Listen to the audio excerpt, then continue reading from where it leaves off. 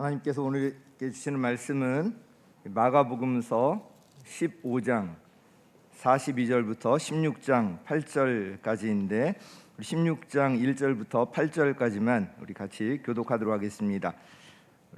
한 절씩 교독합니다. 안식일이 지났을 때 막달라 마리아와 야고보의 어머니 마리아와 살로메는 가서 예수께 발라드리려고 향료를 샀다.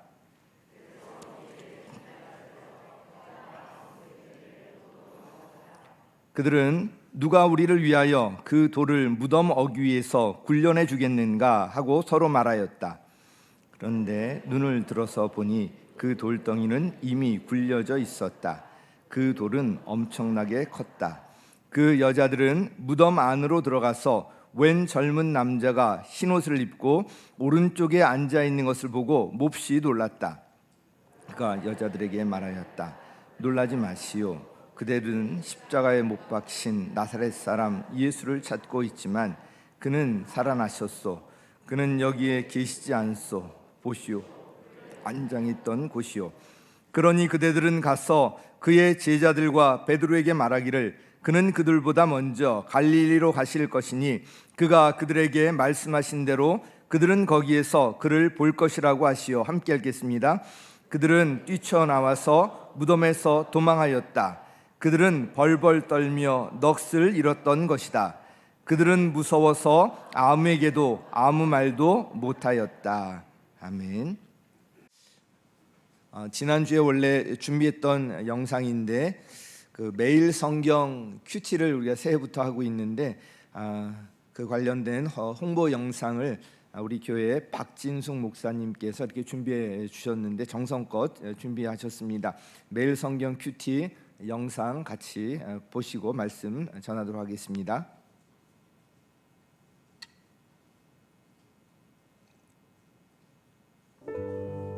그러면 진정으로 복 있는 사람이 되려면 어떻게 해야 할까요? 성경에서 말하는 행복의 근원은 바로 이 하나님으로부터 오는 것인데요, 전능하신 하나님이 바로 우리의 행복의 근원이시고요, 그 바로 하나님 안에서만 참된 행복을 얻을 수가 있는 것입니다.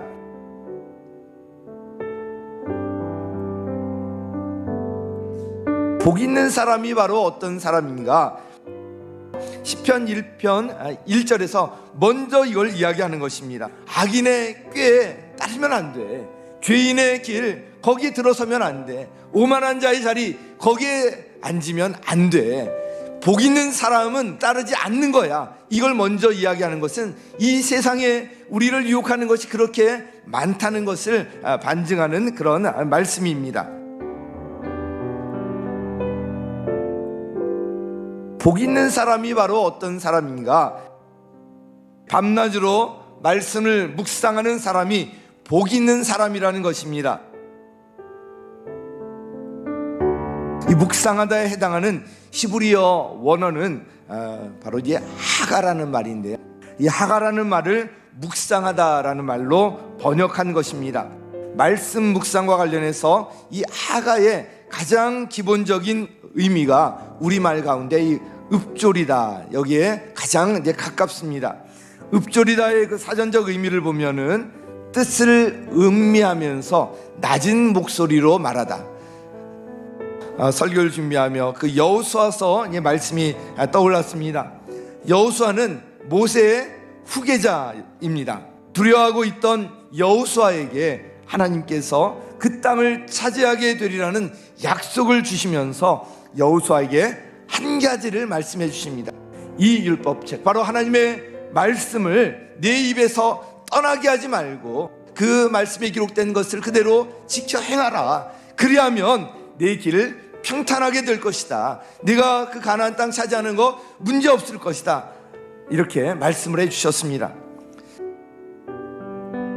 삶의 문제의 답은 바로 이 말씀에 있다 할 수가 있습니다. 삶을 경영하는 지혜가 바로 이 하나님의 말씀에 있습니다. 기업을 경영하는 지혜 역시도 하나님의 말씀에 들어있습니다. 말씀을 묵상하면서 삶을 경영해 보시기 바랍니다. 이렇게 주야로 말씀을 묵상하며 살아가는 그 사람에게 주어지는 하나님의 약속이 있습니다. 우리 1편 3절 같이 읽겠습니다. 시작. 그는 시냇가에 심은 나무가 철 따라 열매를 맺으며 그 잎이 시들지 아니함 같으니 하는 일마다 잘 될 것이다. 아멘. 사랑하는 성도 여러분, 그리고 가족 여러분, 새해 무엇보다도 하나님의 이 말씀을 묵상하시면서 그 하나님의 인도를 받으시기 바랍니다. 그래서 주님께서 인정하시고 하는 일마다 잘 되는 복이 넘치시기를 예수님의 이름으로 간절히 축원합니다.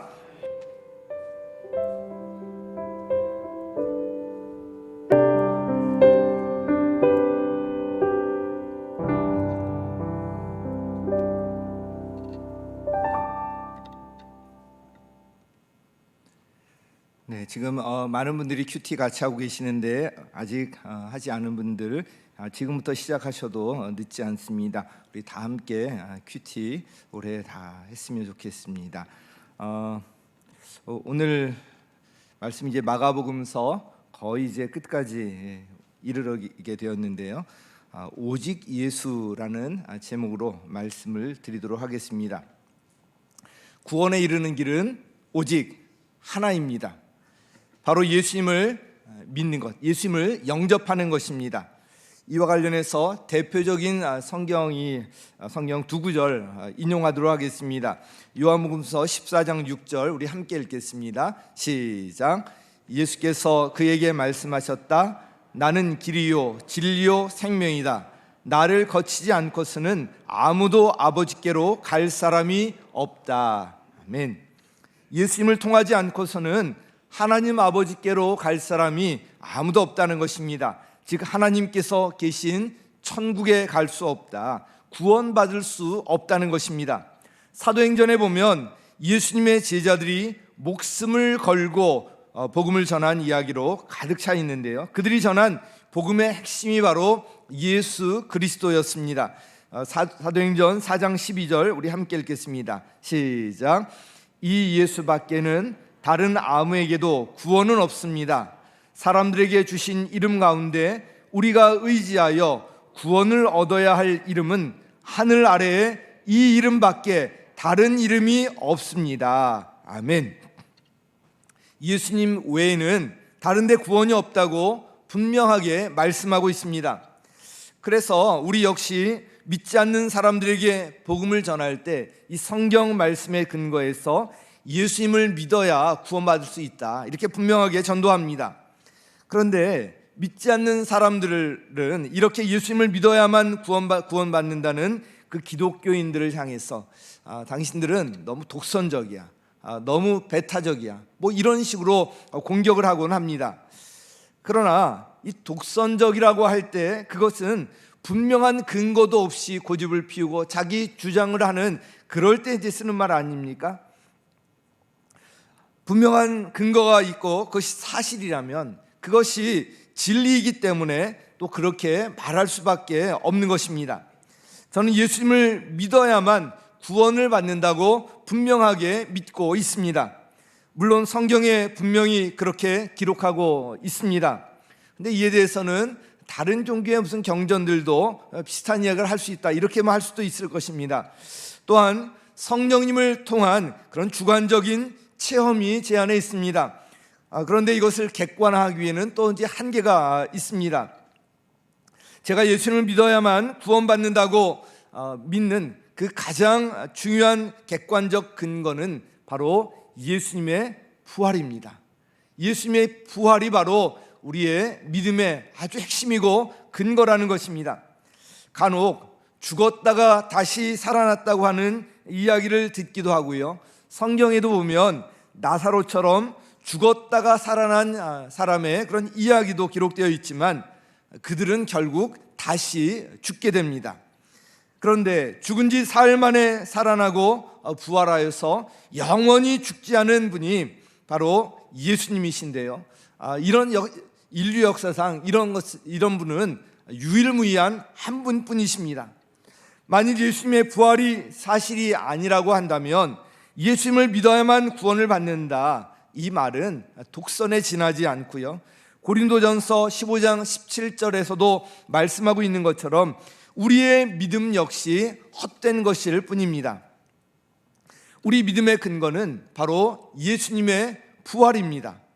예수님의 제자들이 목숨을 걸고 전했던 복음의 핵심도 바로 예수님께서 부활하셨다는 것입니다. 유대인들이 예수님을 십자가에 못 박아 죽였지만 그분은 지금 무덤에 계시지 아니하고 부활하여 지금 살아계시다는 그것을 분명하게 전했던 것입니다. 그들은 이 부활을 전하는 일에 목숨을 걸었고요, 실제로 다 순교했습니다. 이 부활은 우리가 부활절에만 축하하고 말 일이 아니고요, 십자가와 함께 우리가 평생 붙들어야 할 복음의 중심이고요, 우리 믿음의 근거인 것입니다. 오늘 본문은 예수님의 이 부활에 관한 것입니다. 자, 이 부활이 있으려면 그 전에 먼저 죽음이 있어야 하지 않습니까? 근데 이 죽음에 관해서는 지난주에 제가 절망의 상황 속에서도 하나님을 기대하라, 이런 제목으로 말씀을 드리며 살펴보았습니다. 사실 우리가 이 절망의 상황 속에서도 하나님을 기대할 수 있는 것은 우리가 믿는 주님께서 살아계시기 때문입니다. 그 부활해서 살아계시기 때문에 그것이 우리에게 소망이 되고 힘이 되는 것입니다. 오늘은 이와 관련해서 좀 본문 인용을 많이 하도록 하겠습니다. 먼저 오늘 본문 말씀을 차례로 따라가 보도록 하겠습니다. 42절 함께 읽습니다. 시작. 이 날이 저물었는데 그날은 준비일 곧 안식일 전날이었다. 아리마대 사람인 요셉이 왔다. 원래 유대인들의 그 하루 계산법은요, 우린 지금 0시부터 24시 이렇게 하고 있는데 그것과 다릅니다. 해가 질 때 대개 한 6시나 그 언저리가 되겠죠. 그때부터 하루가 시작이 돼요. 그러니까 우리가 생각하는 저녁 무렵부터 하루가 시작돼서 그 다음날 해가 질 때까지가 하루예요. 그래서 안식일이, 성경에 있는 안식일이 토요일이라는 것을 아시잖아요. 그 토요일은 금요일 밤부터 토요일 해지기 전까지, 그때가 유대인들이 지켰던 안식일입니다. 예수님께서 숨을 거두신 것은 금요일 오후 3시경이었습니다. 예수님께서 숨을 거두신 후에 이제 곧 해가 지고 안식일이 시작될 무렵이 되었을 때 아리마대 사람 요셉이 예수님의 시신을 내어달라고 청하여서 무덤에 안장을 하게 됩니다. 43절 같이 읽겠습니다. 시작. 그는 명망 있는 의회 의원이고 하나님의 나라를 기다리는 사람인데 이 사람이 대담하게 빌라도에게 가서 예수의 시신을 내어달라고 청하였다. 대담하게 빌라도에게 갔다고 표현하고 있는데요, 사실 이 요셉이 빌라도에 가서 이런 청을 하는 것이 쉬운 것이 아니라는 것을 알 수가 있습니다. 아리마대 사람 요셉에 관해서 두 가지 정보가 기록되어 있습니다. 의회 의원이고 하나님의 나라를 기다리는 사람이다. 그래서 하나님의 나라를 기다리는 사람이라고 소개하고 있는데요, 예수님께서 전하신 복음이 회개하라, 하나님 나라가 가까이 왔다, 천국이 가까이 왔다, 이 천국 복음을 전하지 않으셨습니까? 즉 요셉은 예수님을 믿고 따르던 사람이었다는 것을 알 수가 있습니다. 누가복음서 23장 50절에 보면 이 아리마대 사람 요셉을 두고 이야기하기를 착하고 의로운 사람이었다, 이렇게 말씀하고 있고요. 마태복음 27장 57절, 또 요한복음 19장 38절에 보면 아리마대 요셉을 예수의 제자라고 이렇게 기록하고 있습니다. 바로 예수님을 따르던 사람이었어요. 그런데 또 하나, 그는 의회 의원이었습니다. 당시 유대인들의 지도층에 있는 사람이었다는 것을 알 수가 있고요, 지금으로 말하면 국회의원 정도의 신분이 있는 사람이었습니다. 그래서 자신의 이 신분 때문에 드러내놓고 예수님을 따르지는 못했지만 예수님께서 숨을 거두셨을 때 용기를 내어서 빌라도에 가서 대담하게 예수님의 시신을 내어달라고 청했던 것입니다. 사실 요셉은 예수님을 죽이려는 의회의 결정, 그 처사에 찬성하지 않았다는 것을 누가복음서 23장 51절에 기록하고 있습니다. 그러나 이제 자신의 그 신분 때문에 자신이 예수님을 믿는다는 것을 적극적으로 드러내지 못했었지만 이제 드러내놓고 빌라도에 가서 예수님의 시신을 내어달라고 청했던 것입니다. 아마도 그는 이 일 후에 의회 의원직을 박탈당하고요, 소위 왕따를 당했을 것 같습니다. 예수님을 십자가에 못 박아 죽인 사람들이, 그 결정을 한 사람들이 바로 대제사장들을 비롯해서 유대인들의 지도자들, 이 의회 의원들이었기 때문이었습니다. 그러나 요셉은 주님을 위해, 주님 필요한 그런 중요한 그런 시기에 자기가 할 수 있는 일을 했고요, 주님을 위해 쓰임을 받았고 성경에 그의 이름이 기록되는 영광을 얻게 되었습니다. 46절 같이 읽겠습니다. 시작. 요셉은 삼배를 사 가지고 와서 예수의 시신을 내려다가 그 삼배로 싸서 바위를 깎아서 만든 무덤에 그를 모시고 무덤 어귀에 돌을 굴려 막아 놓았다. 다른 복음서에 보면 이 무덤은 아무도 사용하지 않은 새 무덤이었고요, 아리마대 사람 요셉이 자신을 위해 쓰려고 마련해 두었던 그런 이제 무덤이라는 것을 알 수가 있습니다. 유대인들의 무덤은 우리처럼 땅을 파서 매장하는 것이 아니라 이 바위를 파서요 깎아서 만든 것이었고요, 그 입구를 큰 돌로 굴려 막아 놓았습니다. 예수님께서 십자가에 달리셨을 때 예수님의 제자들은 모두 예수님 곁을 떠나가지 않았습니까? 그러나 그 곁을 끝까지 지킨 여자들이 있었습니다. 이 여자들은 이 모든 일을 다 지켜보고 있었고요, 예수님이 어디에 모셔졌는지도 확인을 했을 것입니다. 우리 1절 말씀 같이 읽겠습니다. 시작. 안식일이 지났을 때 막달라 마리아와 야고보의 어머니 마리아와 살로메는 가서 예수께 발라드리려고 향료를 샀다. 예수님 시신에 발라드리려는 향료를 샀다는 것인데요, 여기 막달라 마리아 잘 아시잖아요. 7 귀신 들려서 고생하다가 예수님께서 그 귀신을 내어 쫓아 주셔서 정상으로 회복되어서 예수님을 따랐던 사람이 막달라 마리아인데 끝까지 예수님 곁을 지킵니다. 그리고 여기 야고보의 어머니, 그 앞절에 보면 야고보와 요새의 어머니라고 되어 있는데 아마 당시에 잘 알려진 인물이었겠지만 성경에는 다른 기록이 없어서 정확히 알 수는 없습니다. 그리고 여기 살로메는 바로 사도 요한의 어머니를 지칭합니다. 이 여자들이 바로 예수님의 시신에 바를 향료를 사서 이제 준비하고 있는데요, 예수님께서 숨을 거두신 후에 무덤에 모셔지고 하면서 이미 이제 날이 저물었습니다.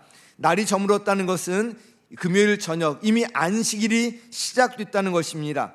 안식일이 시작되었기 때문에 여자들은 아무것도 할 수가 없었고요, 안식일이 지나기를 기다려야만 했습니다. 그래서 토요일 해가 질 때까지 기다려야만 했는데요, 바로 그 안식일이 지났을 때, 토요일 저녁이 되었을 때 바로 이 향료를 샀다는 것을 알 수가 있습니다. 향료를 사서 준비하고 있다가 이제 날이 밝기를 기다렸다가 해가 막 돋은 때, 그때 예수님의 시신에 발라드릴 향료를 가지고 무덤으로 갑니다. 우리 2절 말씀 같이 읽겠습니다. 시작.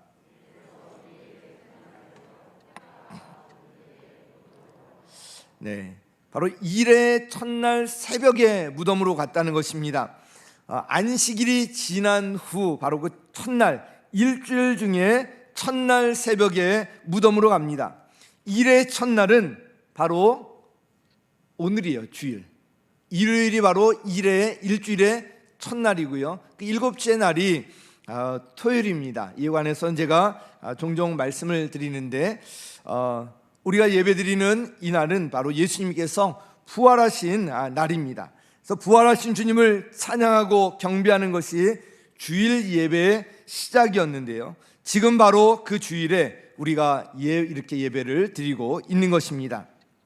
그래서 그 찬양 아시잖아요.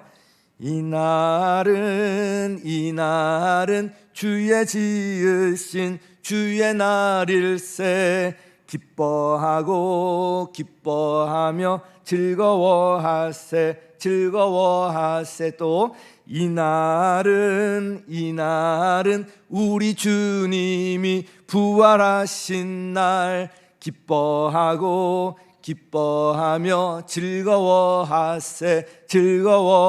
다 같이 이날은 주의 날일세. 기뻐하고 즐거워하세. 이날은 주의 날일세. 아멘. 이날은 바로 오늘 이 주일은 바로 주님의 날이고요, 우리 예수님께서 부활하신 날입니다. 너무나도 기쁘고 감격스러운 날이 오늘 이 날이에요. 그래서 우리 예배 가운데 무엇보다도 기쁨이 있어야 돼요. 여러분들 기쁘십니까? 네, 기쁨이 있어야 돼요. 기뻐하며 찬양하고 경배하고 부활하신 주님을 바라보면서 새로운 힘을 얻고 우리가 성찬식을 하면서 그 연합하는 이런 큰 은혜도 누리고 그러는 것입니다. 그런데 이게 웬일입니까? 무덤 입구를 막고 있던 큰 돌이 굴려져 있는 거예요. 우리 4절 5절 같이 읽겠습니다. 시작. 그런데 눈을 들어서 보니 그 돌덩이는 이미 굴려져 있었다. 그 돌은 엄청나게 컸다. 그 여자들은 무덤 안으로 들어가서 웬 젊은 남자가 흰옷을 입고 오른쪽에 앉아있는 것을 보고 몹시 놀랐다. 이 여자들이 무덤에 가서 얼마나 놀랐겠습니까? 그런데 흰옷을 입은 사람이 바로 그들을 진정시키면서 예수님께서 다시 살아나셨다, 이것을 알려줍니다. 6절 말씀 같이 읽습니다. 시작. 그가 여자들에게 말하였다. 놀라지 마시오. 그대들은 십자가에 못 박히신 나사렛 사람 예수를 찾고 있지만 그는 살아나셨소. 그는 여기에 계시지 않소. 보시오, 그를 안장했던 곳이요. 분명하게 확인시켜주면서 예수님께서 부활하셨다는 것을 분명하게 이야기합니다. 그런데 이 말을 들은 여자들은 놀라고 어안이 벙벙했습니다. 그래서 8절에 보면 이렇게 말씀합니다. 시작. 뛰쳐나와서 무덤에서 도망하였다. 그들은 벌벌 떨며 넋을 잃었던 것이다. 그들은 무서워서 아무에게도 아무 말도 못하였다.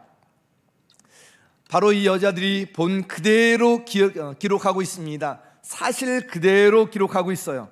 이걸 좀 미화해서 표현한다면 그런 말을 들었을 때 예수님이 부활하셨군요 막 기뻐하면서 예수님이 부활하셨대요 막 나가서 전하는 것이 그냥 성경답고 멋져 보이지 않습니까? 그런데 있는 그대로 사실대로 기록하고 있는데 저는 이 성경이 더 이런 면 때문에 더 믿을 만한 책이라는 것을 그렇게 이제 생각을 하고는 합니다. 뛰쳐나와서 무덤에서 도망하고요, 벌벌 떨면서 넋을 잃고 있습니다. 무서워서 아무에게도 아무 말도 못하고 있습니다. 우리가 이 상황이 되었더라도 마찬가지 아니었겠습니까? 여자들은 예수님께서 부활하셨다는 말을 들었지만 너무 놀라고 믿겨지지 않았고 무서워서 아무에게도 아무 말도 할 수 없었습니다. 그래서 바로는 이런 상황에 있었는데 얼마나 놀랐는지 벌벌 떨며 넋을 잃었다고 표현하고 있습니다. 자, 그런데 예수님께서는 성경에 기록된 그대로 무덤에 계시지 아니하고 부활하셨습니다.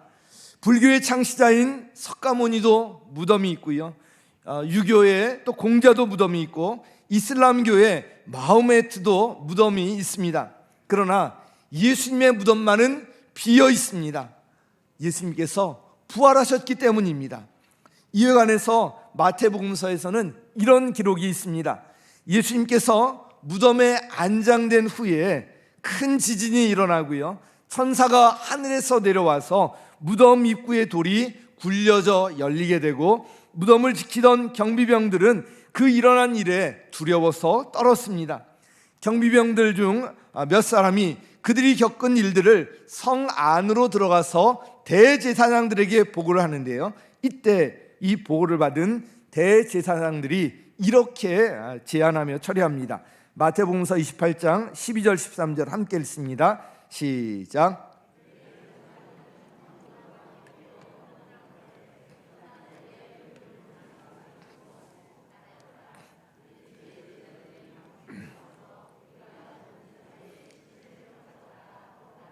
네, 이 대제사장들과 장로들이 뭔가 이제 두려웠던 거예요. 예수님이 부활하셨다, 이게 사실이거나 이게 알려지게 되면 자기들이 굉장히 곤경에 처하게 되지 않습니까? 그래서 이 경비병들에게 돈을 집어주면서 예수님의 제자들이 밤중에 와서 시체를 훔쳐갔다, 이렇게 이제 거짓 소문을 퍼티도록 그렇게 이제 이야기합니다. 그러면서 이 일이 만약에 총독의 귀에 들어가더라도 자기들이 말을 잘해 둘 테니까 염려하지 말고 이렇게 좀 하라고 이야기합니다. 결국 이 소문이 유대인들 사이에 널리 퍼지게 됩니다. 그래서 마태복음서 28장 15절 이렇게 말씀하는데 같이 읽습니다. 시작. 그들은 돈을 받고서 시키는 대로 하였다. 그리고 이 말이 오늘날까지 유대인들 사이에 널리 퍼져 있다. 이 소문이 유대인들 사이에 퍼져 있던 거예요. 오늘날까지 퍼져 있다고 되어 있는데, 오늘날까지는 이 마태복음서가 기록될 당시를 가리키는 말입니다.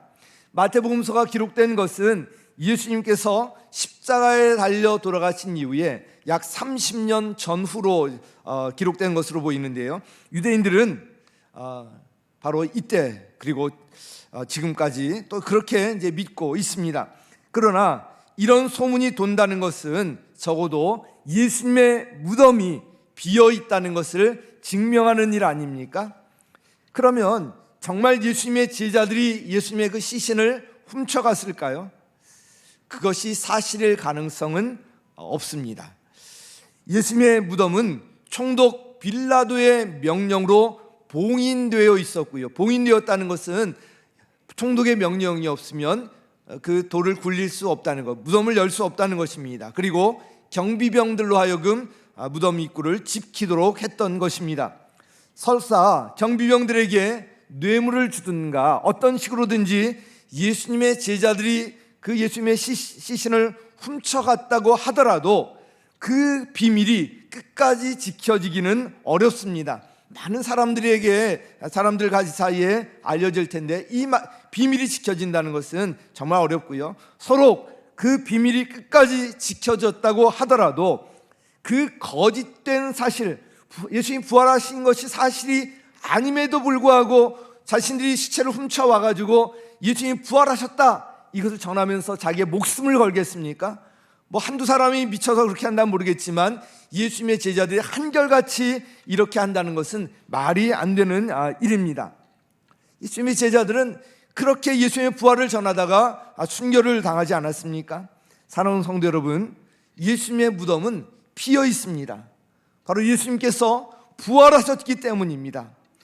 예수님께서 구원의 유일한 길인 근거는 바로 예수님께서 부활하셨기 때문입니다. 그 누구도, 그 어떤 종교의 창시자도 아무도 다시 살아나서 지금도 살아있는 사람은 아무도 없어요. 다 무덤에 있어요. 그러나 예수 그리스도만이 부활하셔서 지금도 살아계십니다. 그래서 우리의 믿음의 근거가 되고요, 우리의 소망이 되는 것입니다. 그래서 이것이 사실이고 진리인데 어떻게 거짓말할 수가 있겠습니까? 우리 그대로 전해야 되지 않습니까? 그래서 우리 기독교가 독선적이고 배타적이라는 말을 들어도 거짓말을 할 수는 없는 것 아닙니까? 예수님만이 유일한 구원의 길이십니다. 오직 예수 그리스도를 통해서만 구원을 받을 수 있다는 것입니다. 여러분, 이것을 믿으십니까? 아멘. 여기에 대한 분명한 믿음이 있어야 돼요. 부활의 신앙, 이 부활의 확신이 우리 가운데 있어야 하는 것입니다. 오늘 성찬식을 했는데요, 성찬식을 할 때마다 예수님의 죽으심과 부활을 기억하고 기념하는 것입니다. 부활하셔서 살아계신 예수님과 연합하는 그런 귀한 시간이 성찬식이에요. 그래서 매월 첫째 주일마다 우리가 성찬식을 하고 있는데요, 한 달 동안 내 임의로 사는 것이 아니라 부활하신 예수님과 연합하여서 예수님의 그 은혜를 힘입고 그 예수님을 의지하며 살아가겠다, 이런 의미로 매월 첫째 주일날 우리가 성찬식을 하고 있는 것입니다. 우리의 모든 삶이나 모든 사역이 여기서부터 시작이 되어야 하는 것입니다. 그러면 예수님의 이 부활이 구체적으로 우리에게 어떤 의미가 있습니까? 세 가지로 말씀드릴 텐데 하나하나가 중요한 설교 주제이지만 시간 관계상 간단하게 말씀드리도록 하겠습니다. 그 첫 번째는요, 예수님께서는 죄 없는 하나님의 아들이시라는 것입니다. 같이 읽습니다. 시작. 예수님은 죄 없는 하나님의 아들이시다. 아멘.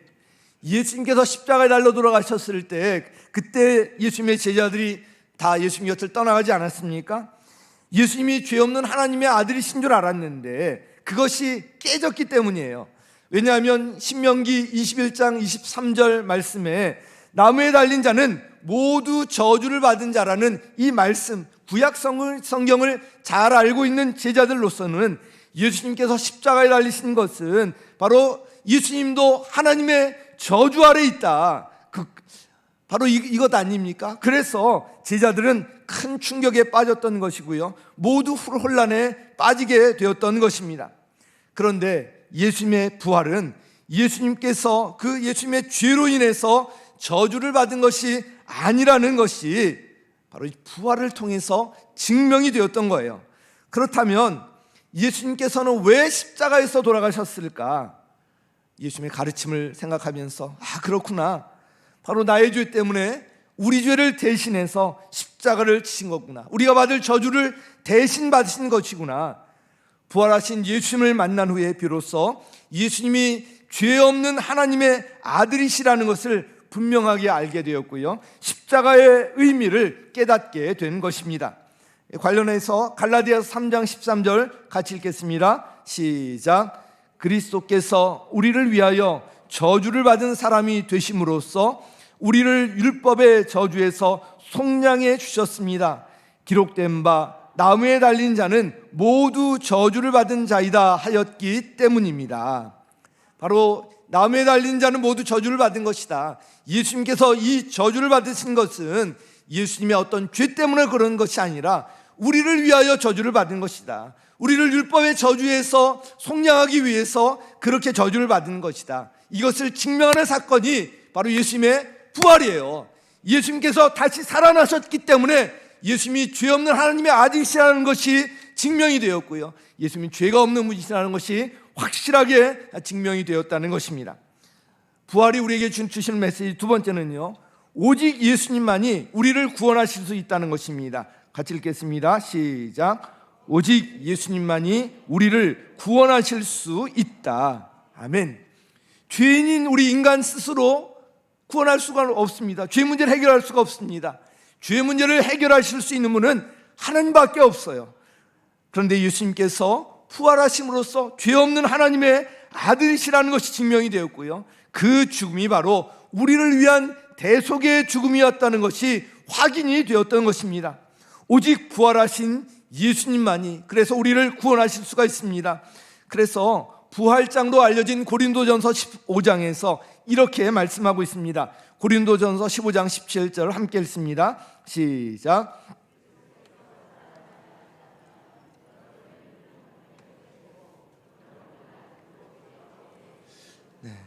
예수님이 부활하지 않으셨으면, 다시 살아나지 않으셨으면 우리는 여전히 죄 가운데 있다는 거예요. 죄 없는 하나님의 아들이 우리 죄를 대신해서 십자가를 지셨다는 이 설명이 되지 않는 겁니다. 그런데 예수님께서 부활하셨기 때문에 우리 죄가 용서받을 수 있는 길이 열리게 되었고요, 바로 우리도 예수님을 따라서 구원받고 부활할 것이라는 소망을 가질 수 있게 된다는 거예요. 그래서 예수님이 다시 살아나지 않았다면 여러분의 믿음이 헛된 것이 된다는 것을 말씀하고 있습니다. 예수님께서 십자가에서 죽으심으로써 우리 모두의 죄를 대신 짊어지신 것입니다. 이사야서 53장 6절 함께 읽습니다. 시작. 우리는 모두 양처럼 길을 잃고 각기 제 갈 길로 흩어졌으나 주님께서 우리 모두의 죄악을 그에게 지우셨다. 아멘. 우리 모두의 죄악을 예수님께서 대신 짊어지게 하셨다는 그런 말씀입니다. 그러므로 이것으로 끝난 것이 아니라 예수님께서 죽음에서 부활하심으로써 죄 없는 하나님의 아들이시라는 것이 증명이 되었고요, 죄 없는 하나님의 아들이 우리의 죄를 대신해서 십자가의 저주를 받으셨다는 것이 확인된 것입니다. 그러므로 부활이 바로 우리 믿음의 근거입니다. 우리 로마서 10장 9절 말씀 함께 읽습니다. 시작. 당신이 만일 예수는 주님이라고 입으로 고백하고 하나님께서 그를 죽은 사람들 가운데서 살리신 것을 마음으로 믿으면 구원을 얻을 것입니다. 바로 우리가 무엇을 믿는가? 예수님의 부활을 믿는 거예요. 부활하신 예수님을 마음으로 믿을 때 구원을 받는다, 분명하게 말씀하고 있습니다. 우리의 믿음의 근거가 부활이라는 것 분명하게 이번에 아시면 좋겠습니다. 자, 마지막 세 번째로 예수님을 믿는 우리도 부활한다는 것입니다. 같이 읽습니다. 시작. 예수님을 믿는 우리도 모두 부활한다. 예수님께서 바로 부활의 첫 열매 아니십니까? 예수님을 믿는 우리도 이제 다 따라서 부활하게 된다는 것입니다. 초대교회 당시에도 이 부활에 대해서 의심을 갖고 있는 사람들이 있었던 것 같습니다. 부활을 믿는 사람들도 어떤 몸으로 부활하는지에 관해서 의문이 있었던 것 같습니다. 이에 대해서 사도 바울은 고린도전서 15장을 통해서 자세히 기록하고 있는데요, 그 일부를 함께 읽겠습니다. 고린도전서 15장 36절 이하 말씀 같이 읽습니다. 시작. 사람이여, 그대가 뿌리는 씨는 죽지 않고서는 살아나지 못합니다. 그리고 그대가 뿌리는 것은 장차 생겨날 몸 그 자체가 아닙니다. 밀이든지 그 밖에 어떤 곡식이든지 다만 씨앗을 뿌리는 것입니다. 그러나 하나님께서는 원하시는 대로 그 씨앗에 몸을 주시고 그 하나하나의 씨앗에 각기 고유한 몸을 주십니다. 아멘. 우리 지금 있는 육신은 썩어 없어지지만 그러나 하나님께서 썩지 않는 놀라운 새로운 몸을 우리에게 주신다는 것입니다. 이와 관련해서 바로 42절부터 이하 말씀 계속 한번 읽도록 하겠습니다. 시작. 죽은 사람들의 부활도 이와 같습니다. 썩을 것으로 심는데 썩지 않을 것으로 살아납니다. 비천한 것으로 심는데 영광스러운 것으로 살아납니다. 약한 것으로 심는데 강한 것으로 살아납니다. 자연적인 몸으로 심는데 신령한 몸으로 살아납니다. 자연적인 몸이 있으면 신령한 몸도 있습니다. 우리 부활의 몸이 어떤 것인지, 우리가 이제 이 육신은 다 썩어서 없어지지만 그러나 하나님께서 썩지 않을 새 몸을 우리에게 주신다는 것입니다. 각자에게 고유한 그 몸을 주시되 우리 그 몸은 우리가 지금 입고 있는 이 몸과 다르다는 것입니다. 부활의 때 예수님께서 우리에게 주신 몸은 썩지 않고 영광스럽고 강하고 우리 몸은 신령한 몸으로 변한다는 거예요. 그래서 지금 질병을 앓고 지금 우리 몸이 늙고 걱정할 것 없습니다. 부활의 때 우리에게 가장 좋은 시절에 가장 건강한 좋은 몸으로 우리에게 주신다는 것, 이것을 믿고 소망하시기 바랍니다. 우리가 이 땅에 사는 동안에 우리에게 주신 이 몸을 잘 관리해야 하지만 우리 몸은 곧 썩게 되어 있습니다.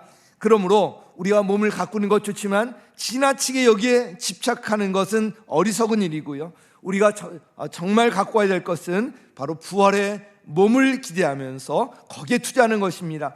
부활의 소망을 갖고 그 부활의 몸을 기대하며 사시기 바랍니다.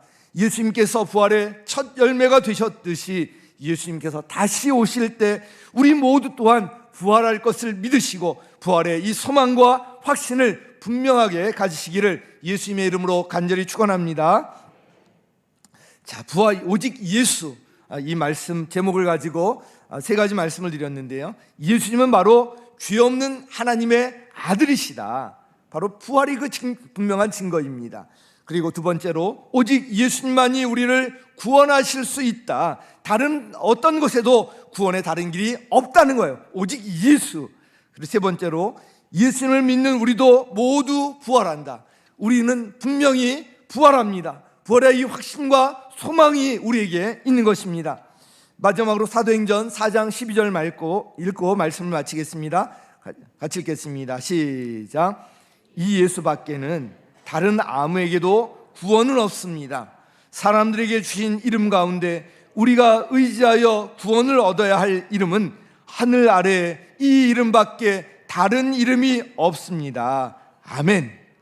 이 말씀을 꼭 붙드시기 바랍니다.